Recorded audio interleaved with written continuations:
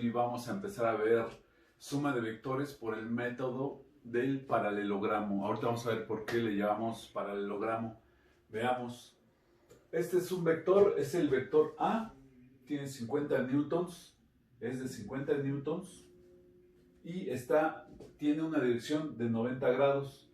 Tenemos el vector B, 80 newtons a 0 grados como dirección.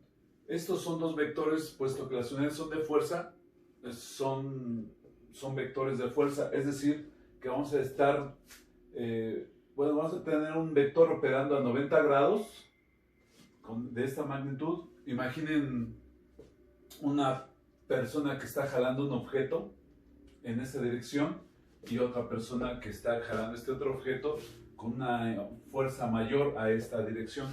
¿Hacia dónde estará dirigida una fuerza resultante? Es decir, vamos a sumar los dos vectores vectorialmente. No estoy diciendo aritméticamente o matemáticamente, es una suma vectorial. Entonces, este método sirve para sumar solamente dos vectores, es decir, el método del paralelogramo solo sirve para sumar dos vectores. Esta es la forma más sencilla. Son dos vectores que son perpendiculares entre sí. Anoten este procedimiento, es muy sencillo. Lo primero que hay que hacer es trazar rectas paralelas. ¿A qué me refiero? Vamos a trazar una recta paralela a este vector al final de este otro, es decir, aquí, ¿sí? Esta es una paralela a este vector. Vamos a trazar otra recta paralela a este vector al final de este, es decir, aquí. ¿Sale?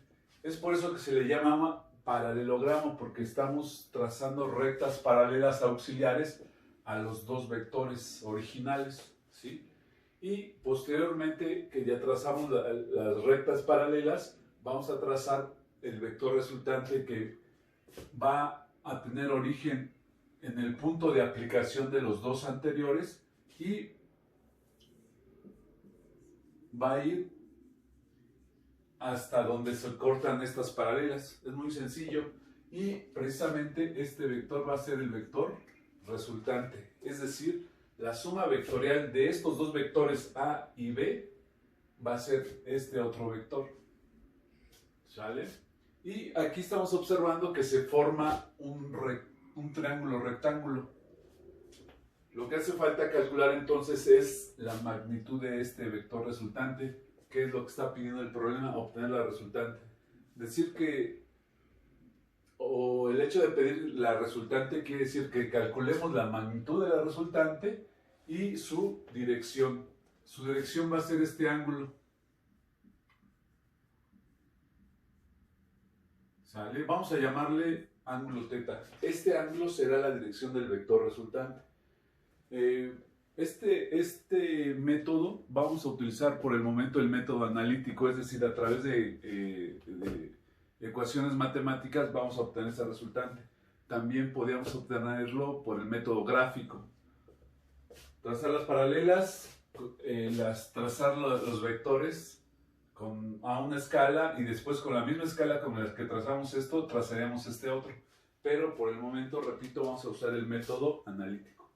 ¿Vale? ¿Cuál es la forma de calcular esta magnitud? Observamos que es un triángulo rectángulo. Por esa razón vamos a utilizar las identidades trigonométricas. Vamos a recordar un poco. ¿Recuerdan esta?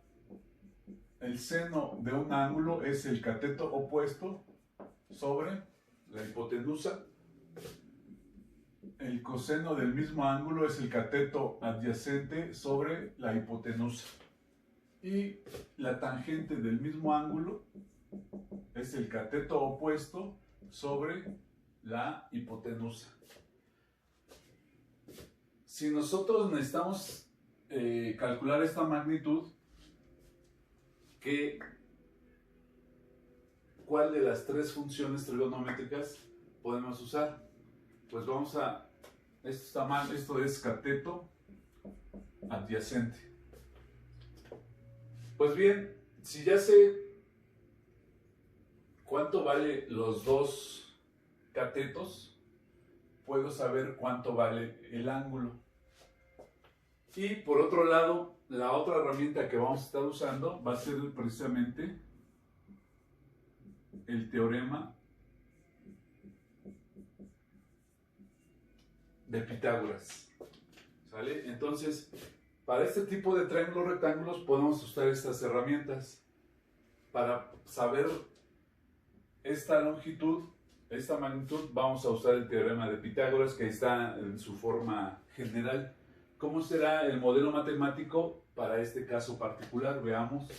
Sería r cuadrada es igual al cateto A al cuadrado más el cateto B al cuadrado. Entonces, para quitarle el cuadrado, vamos a tener que la resultante es igual a la raíz cuadrada del vector A, de la magnitud del vector A al cuadrado más la magnitud del vector B al cuadrado. ¿Vale? Y sustituyendo, vamos a tener R va a ser igual a la raíz cuadrada de la magnitud del vector A, 50 newtons, al cuadrado más la magnitud del vector B, 80, elevado al cuadrado.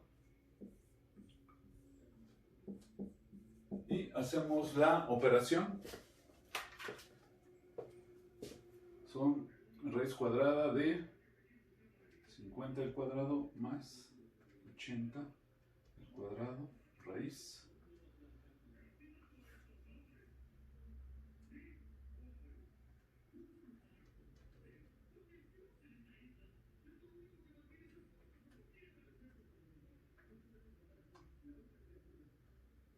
Tenemos 94.33. Y bueno, puesto que las unidades son newtons, tendremos newtons. ¿Vale? Esta es la magnitud del vector resultante. ¿Qué queda por saber? La dirección, es decir, el ángulo θ. ¿Cómo podemos saber este? Sabemos los tres lados de este triángulo rectángulo y pues vamos a usar esta función. ¿Sale? Entonces vamos a tener que la tangente del ángulo θ es igual al cateto opuesto. Si este es, recuerden muchachos, si este es el ángulo, el cateto opuesto es el que está enfrente de él, este es el cateto opuesto, que es de la misma magnitud que este. Entonces vamos a tener 50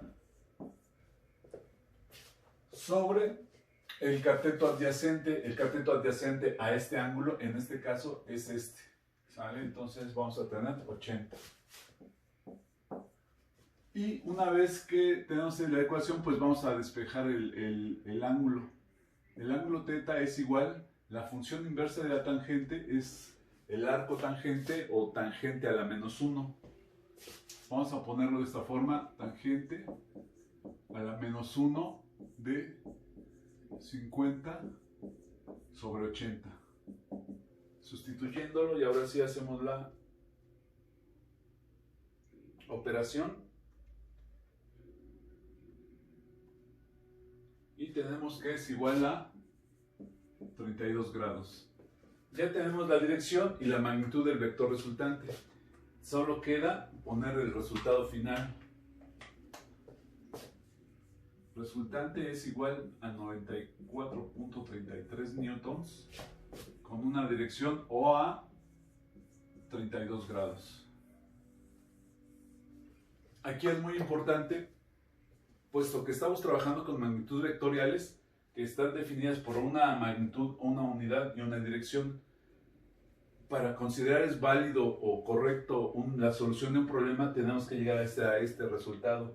Poner resultante igual a la unidad, la magnitud, la unidad y la dirección. Si ustedes llegan a estos resultados pero no lo ponen así, el problema no lo vamos a validar, no va a ser correcto. El resultado final tendría que quedar en este formato. ¿Sale? Espero que haya sido lo suficientemente explícito. De todos modos, vamos a seguir haciendo otros problemas de ejemplo. ¿Sale? Continuamos.